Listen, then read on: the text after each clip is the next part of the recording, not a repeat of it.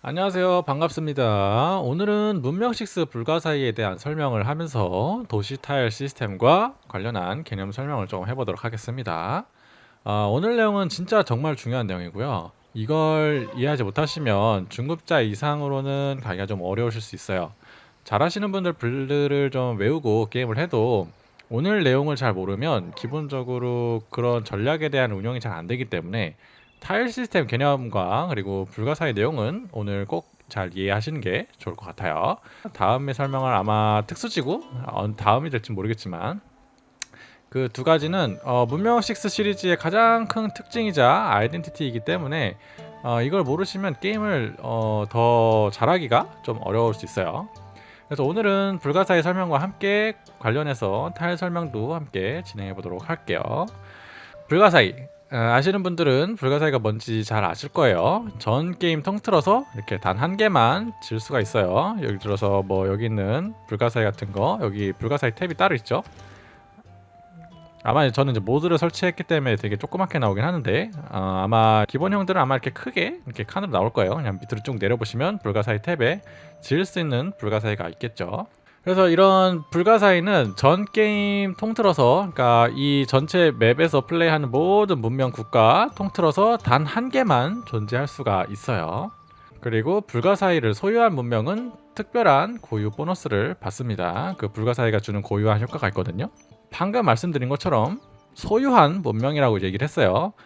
불가사의를 직접 짓지 않아도 소유하면 효과를 가져가요. 다시 말하면 남의 도시를 뺏어서 불가사의를 가져갈 수 있습니다. 뭐 예를 들어서 지금 보시면 지금 여기 조지아가 이렇게 공중정원을 가지고 갔어요. 공중정원을 가지고 있는데 제가 만약에 여기 있는 트빌리시의 이 공중정원을 가져간다, 제가 공격을 해가지고 트빌리시의 도시를 가져간다 그러면 이 공중정원 효과는 제가 받는 거예요. 그렇기 때문에 꼭 이 불가사의를 제가 직접 지을 필요는 없다라는 점, 뺏어도 내가 효과를 볼 수 있다라는 점. 그래서 불가사의는 꼭 내 손으로 지을 필요가 없다라고 생각하시면 될 것 같아요. 그리고 이 불가사의는 한번 지어버리고 나면요, 옆 도시 타일과 교환이 되지 않아요. 지금 보시면은 오라클을 제가 여기다 이렇게 지어놨는데 지금 경주 안에 오라클이 있죠. 근데 전주로 다른 타일은 교체가 되지만 경주에서는 오라클이 있는 위치의 타일은 전주에서 교환이 되질 않습니다. 보시죠. 최대 3타일 안에 범위만 있으면 교체가 되는데 교체가 안 돼요. 그렇기 때문에 이걸 불가사의를 지을 때 위치는 굉장히 잘 신중하게 지으셔서 결정하셔야 되고요. 이 불가사의도 이 도시에 어울리는지 확인을 하신 다음에 잘 지으셔야 됩니다. 불가사의를 지으려면 기본적으로 불가사의별 조건을 만족하는 타일에만 지을 수 있어요. 예를 들어서 여기 지금 키라 키시와니 이걸 지을 수 있죠. 그럼 보면은 이렇게 타일 표시, 지을 수 있는 타일 표시가 나오죠. 그래서 이렇게 위에다가 지으실 수 있고요. 이 조건이 맞지 않으면 아예 지을 수가 없어요. 여기 보시면은 뭐 다른 불가사의를 지을 수 있지만 다 지금 새까맣게 다 되죠. 그리고 빨간색으로 전부 다 그 조건들이 뭐가 부족하다라고 써 있어요. 적합한 장소가 없다, 주둔지에 인접해야 된다. 케벨 바르칼 같은 경우에는 사막 언덕 지형에 건설해야 되는데 지금 사막 언덕이 없죠. 케벨 바르칼 여기 딱 2개 있네요, 그죠? 여기는 지금 도시 범위 내에 있으니까 이거 사서 지으면 된다라고 얘기를 하는 거고, 병마용 같은 경우도 필요 조건을 보시면 주둔지 또는 마국간 그 옆에 인접해야 되는데 지금 없죠.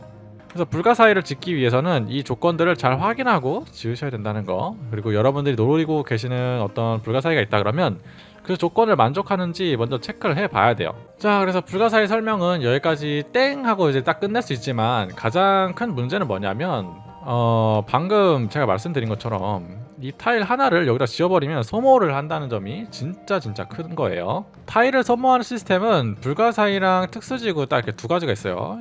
이 특수지구 같은 경우도 이렇게 타일 하나 소모하고요, 그 다음에 불가사의도 이렇게 타일을 소모하죠. 이거 말고는 타일을 소모하는 시스템이 없는 걸로 제가 기억하는데, 그죠? 그래서 문명6의 근본 시스템인 타일 개념 시스템을 좀 잘 이해하고 계셔야 돼요.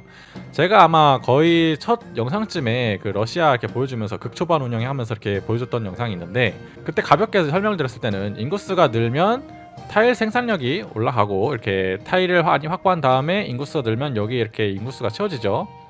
인구수가 채워지면서 여기에 대한 산출량을 도시가 뿜어내게 되고, 그렇기 때문에 우리의 자원 총합이 흡산돼서 그 매 턴마다의 생산력을 가져가게 된다라고 말씀드렸던 적이 있어요. 자, 근데 이제 타일의 중요성에 대해서 한번 살짝 생각해 보도록 할게요. 한번 예를 들어 봅시다. 제가 예를 들어서 그냥 대충 설명해 볼게요. 제가 타일 10개에서 시민 10개를 갖고 있어가지고 뭐 생산량 10을 갖고 있다고 할게요. 그리고 여기는 조지아 같은 경우는 타일 5개가 있고 뭐 인구가 5개만 있어가지고 생산량 5를 채운다고 해볼게요. 예시예요. 그러면 매 턴마다 지나가면 지나갈수록 저는 한 번에 산출량이 10씩 더해졌기 때문에 10, 20, 30 이렇게 갈 거고요. 조지아 같은 경우는 타일 5개에서 생산량 5개밖에 안 나오기 때문에 5, 10, 15 이렇게 갈 거예요. 자, 그러면 턴이 지날수록 생산력 차이는 2배씩 계속 벌어집니다. 당연히 후반부로 갈수록 이 성장 갭 차이는 점점 벌어질 거예요. 단순히 지금 현재는 생산력이 10과 5의 2배 차이로만 보이겠지만 이게 가장 핵심적인 문제가 뭐냐면 정책 카드라던가 뭐 과학 테크가 열리기 시작하면서 그 효과들이 배로 증가하게 됩니다. 여기 보시면은 정책 카드를 예를 들어서 성지 인정 보너스라던가 뭐 기타 퍼센트 연산을 들어가는 그런 효과들이 열리게 되면 이게 점점 2배의 차이가 아니라 제곱으로 늘어나요. 2차 함수 곡선 아시죠? 2차 함수 곡선으로 쭉 늘어나게 됩니다. 그래서 턴이 지나면 지날수록 각 생산력 차이는 점점 벌어지게 되고요. 중후반으로 갈수록 이게 그래프가 2차 함수 곡선을 그리기 때문에 드라마틱하게 극복하는 게 더 어려운 게임이란 결론이 나와요. 그래서 고인물 플레이 보신 분들은 아실 거예요. 극초반에 일꾼 막 뽑아가지고 여기는 나무 죄다 베고 했거든요. 저도 초반에 여기 나무가 많이 있었어요. 근데 제가 나무를 전부 다 베서 없애면서 막 생산력을 끌어올렸던 이유가 뭘까요? 보통 극초반에 이제 나무를 베면서 생산력을 자꾸 땡겨오는데 그 이유가 바로 여기서 이제 게임 이해도 차이가 드러나는 거예요. 왜냐면 당연히 이런 나무 타일에다가 제재소 하나 딱 지어놓으면 이 타일 하나의 산출량은 전체적인 게임 통계를 봤을 때는 당연히 이 제재소를 짓고 쭉 가는 게 더 생산력이 많아요. 근데 이거를 지금 당장 땡기지 않으면 초반에 그 벌어진 갭차를 나중에 중후반부에서 메꾸려고 한다 그랬을 때 거기에 들어가는 시간과 비용, 턴 이런 게 너무 많이 더 크게 들어가는 거예요.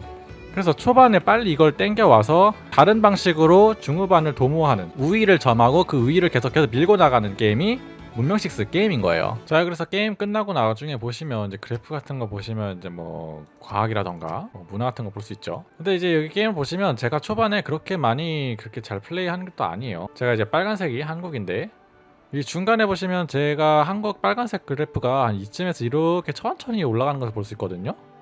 그러다가 어느 한 기점으로 팍 치고 올라왔어요. 결국엔 여기는 이 차이나 갭을 빠르게 올리지 못하면 게임 중간 내내 굉장히 힘들어집니다. 이 초록색이 이제 페드로 2세, 그 다음에 뭐 여기 지금 잉카가 지금 2명이 있었던 게임이었거든요. 그래서 과학력이 엄청 밀렸어요.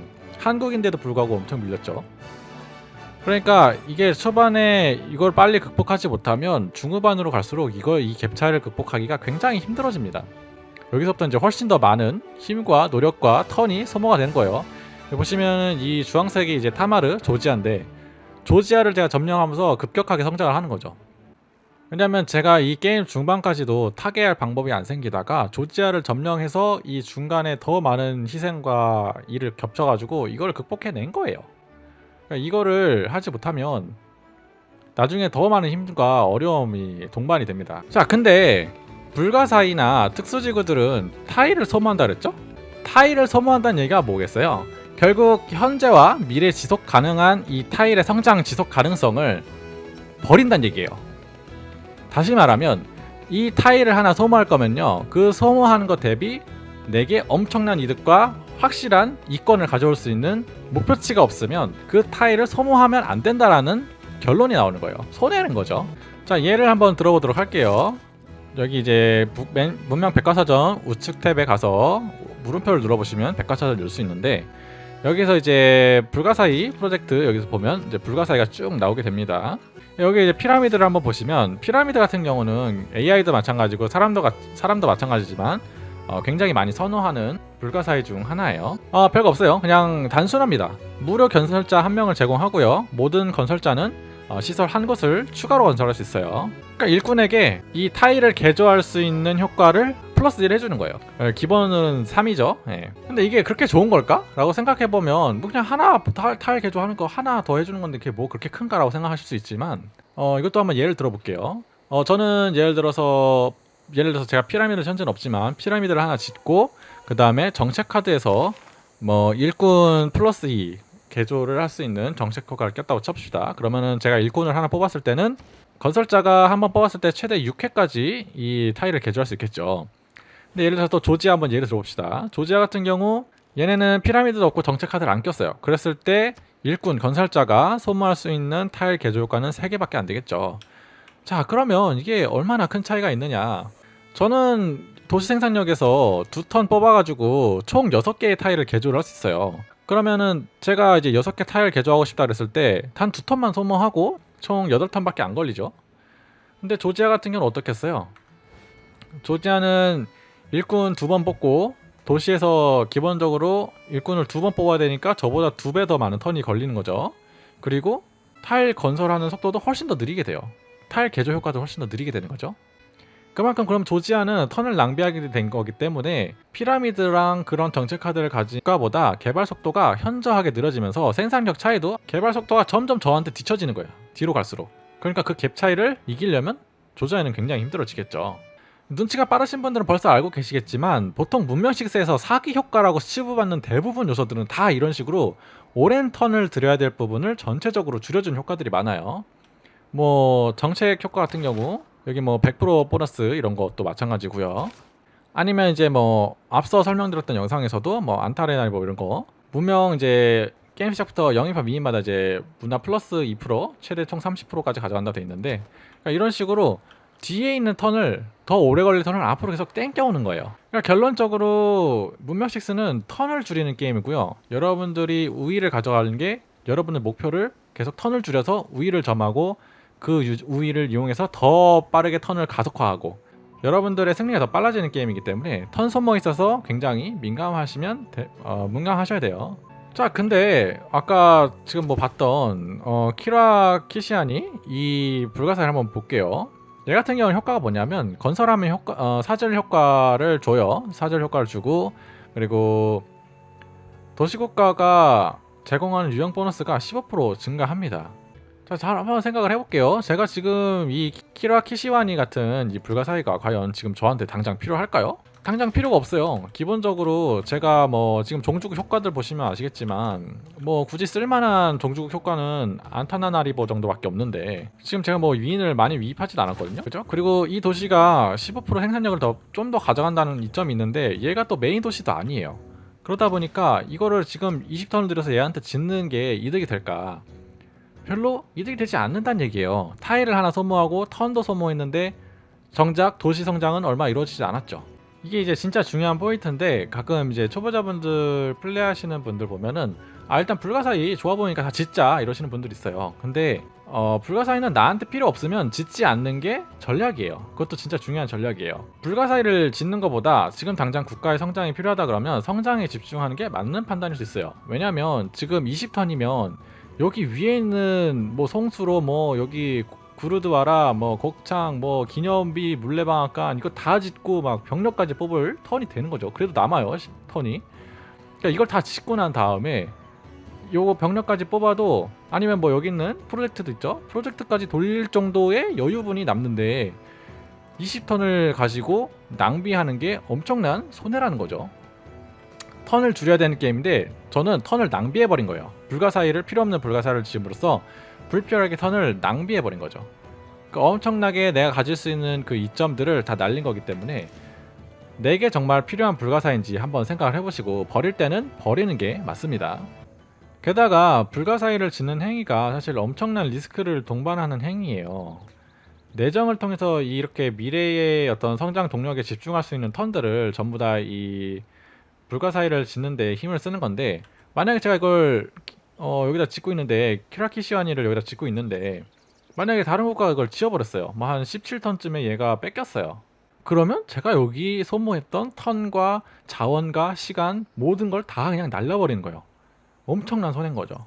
그러니까 불가사의도 못 짓고 턴도 날리고 그냥 다 바보짓 한 거예요. 차라리 그냥 그 시점에 뭐 특수지구 뭐 그냥 차라리 성수로 이런 거 짓고 아니면 위인 프로젝트 돌리면서 이제 위인 게이지나 올리던가 아니면 차라리 일꾼이나 이렇게 여러 개를 뽑아가지고 도시 타일 개발해서 생산력을 더 끌어올리는 게 훨씬 더 이득이었을 수 있다. 그래서 이제 불가사의도 내가 확실하게 지을 수 있겠구나라는 확신이 들지 않으면 안 짓는 게 잘하는 거다라는 말씀을 좀 드려보도록 할게요. 자, 그러면 그와 연장선에 같은 좀 질문이 될 수 있습니다. 한 도시에 불가사의를 몰아짓는 게 좋을까요? 자, 이번에는 게임을 조금 돌려가지고 미래로 왔습니다. 그럼 이제 그와 연장선에서 같은 질문이 좀 될 수 있어요. 한 도시에 불가사의를 몰아짓는 게 좋을까요? 물론 엔간치 생산량이 되지 않으면 그렇게 짓기도 힘들겠지만 한 도시에 불가사의를 몰아짓는 건 기본적으로 그에 대한 도시 미래 생산성을 많이 희생한다는 얘기예요. 그래서 뭐 상황 따라 좀 다를 수 있겠지만 안 좋을 수도 있기 때문에 도시 생산 방향과 불가사의 효과를 좀 생각하면서 지으시는 게 맞아요. 왜냐면 지금 이 메인 도시 같은 경우는 불가사의가 하나, 둘, 셋, 넷, 5개 있거든요. 여기다 이렇게 몰아지는 이유는 기본적으로 이제 제가 여기 특수지구, 이제 문화 특수지구가 있기 때문에 인접 보너스를 받기 위해서 여기다 좀 몰아치웠고, 나머지 이제 뭐 필요 없는 성소피아 대성당 이런 거 사실 뭐 별로 필요 없거든요. 그래서 좀 왜냐면 종교 승리를 할 게 아니었기 때문에 여기는 이제 진짜 남아서 하나 이제 옆 도시에서 하나 지은 거고, 그다음에 뭐 오페라 이것도 그냥 남는 도시 하나 지었어요. 뭐 제가 생산력이 남으니까 이제 돈이 많으니까.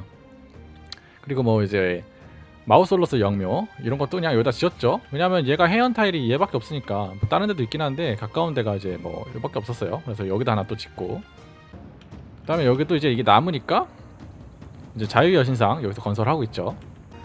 이것처럼 굳이 한 도시에 모든 불가사의를 다 몰아짓게 되면요, 여기서 이제 나오는 이런 생산량들 있잖아요. 생산력들 이런 게 다 날아가는 거예요, 사실상. 그래서 한 도시에 몰아지는 게 그렇게 좋은 방법은 아닐 수 있다.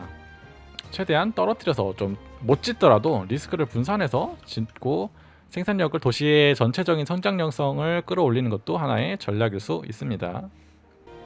또 내정 플레이만 한정하는 게 아니라 전쟁 위주 플레이를 하실 때도 마찬가지예요. 내가 불가사의를 들이는 힘보다 그 힘을 군사에 뽑아서 옆에 불가사의를 가진 국가를 점령하는 게 더 쉽고 효율적일 수 있다는 얘기가 돼요. 일단 지금 보시면 여기 원래 조지아 있던 자리거든요. 지금 제가 조지아 그냥 뚝갑했어요. 그냥 찍어 눌렀거든요. 지금 충성도도 지금 개판이 나가지고 제가 지금 다 먹어버렸고, 여기도 제가 다 점령해서 먹어버렸어요. 여기 있던 불가사의, 이거 공중정원 이런 거 굳이 제가 지어야 될 필요가 없을까요? 뺐으면 됩니다. 뺐으면 돼요. 그러면 여기 있는 효과들을 제가 다 가져갈 수 있고요. 그 다음에 이제 이렇게 입지 남는 거 이제 뭐 바이오스페어 이런 것도 지을 수도 있고 얼마나 좋아요, 그죠? 그래서 내정을 튼실하게 하시면, 여기도 지금 원래 아즈텍이 있었는데 아즈텍도 원래 요렇게 있었거든요. 근데 제가 여기 다 지금 뺏어서 먹어버렸죠. 여기 보시면 이제 얘도 막 불가사의가 있었어요. 그래서 지금 제가 다 뺏어가지고 먹었는데, 이것처럼 불가사의에 목숨을 거실 필요가 없어요. 자, 그래서 결론 좀 슬슬 내보자면 불가사의를 꼭 모두 다 지어야 한다고 집착하실 필요도 없어요. 뺏긴다고 해서 아쉬워할 필요도 없고요. 불가사의를 하나도 안 지어도 승리할 수 있는 방법은 정말 많이 있습니다. 왜냐하면 승리하는 방식은 이렇게 다양해요. 불가사의 지는 게임이 아니거든요. 그래서 불가사의라는 개념은요, 결국엔 내가 조금 더 이권을 가져갈 수 있는 부가 선택지 중 하나예요. 그래서 불가사의 효과나 무엇을 지어야지에 대한 테크 빌드에 대한 포인트는 막 이렇게 고인물 분들이 뭐 과학 기술 들어가서 여기서 이제 뭐 어떻게 뭘 가져가고, 뭐 피라미드 가져가고, 공중전원 가져가고, 뭐 마추픽추 먹은 다음에 뭐 이렇게 막 테크들이 있거든요, 보통. 근데 중급자나 상급자 정도 돼서 연구하시면 그런 거는 그때 가서 하셔도 돼요. 굳이 지금 막 초보자 분들이신데 뭐 벌써 여기서 막 그런 포인트를 막 뭘 해야 되고 뭐 어떤 효과가 더 좋고 이런 걸 얘기 드리진 않겠지만, 불가사의를 짓고 안 짓고에 대한 페널티와 이 상황별 판단이 정말 중요한 게임이구나 라는 부분을 인지하시고 이번 영상에서 얻어가시는 게 초보자분들의 가장 필요한 정보라고 좀 생각이 들어요. 그래서 만약에 나는 정말 난 불가사의 못 참아, 난 불가사의 막 이런 거 너무 뺏기고 스트레스 받는다, 그러면 아예 그냥 불가사의 자체가 없다라고 생각을 해보시고 그냥 순수 내정 플레이로 한번 이겨보는 연구를 해보시는 게 더 나으실 수도 있어요. 그런 게 한두 번 연습이 되고, 저 같은 경우도 불가사의 없이 한번 게임 해봐야겠다 이 생각이 들어가지고 그렇게 해서 이겼던 적이 몇 번 있거든요. 그러면 그렇게 플레이하시게 되면 내가 어느 시점에 뭐가 필요하고 도시를 어떻게 굴리는 게 가장 효율적이겠구나, 내정을 어떻게 굴리는 게 정말 어떤 게 효율적이겠구나, 이런 거를 스스로 연구를 하시게 될 수도 있어요. 그렇기 때문에 개인적으로 나는 정말 불가사의 난 못 참겠다 이러시는 분들은 한번 아예 불가사의 자체를 안 짓고 이겨보겠다라는 마인드로 플레이 한번 해보시면 아마 문명 6 실력은 정말 많이 오르실 거예요. 그 정도로 불가사의는 어떻게 보면 정말 효과가 미미하게 느껴질 수도 있어요. 자, 그래서 오늘은 여기까지 불가사의 설명과 문명 6 시스템에 대해서 한번 설명을 드렸고요.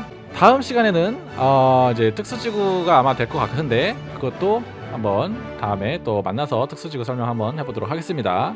감사합니다.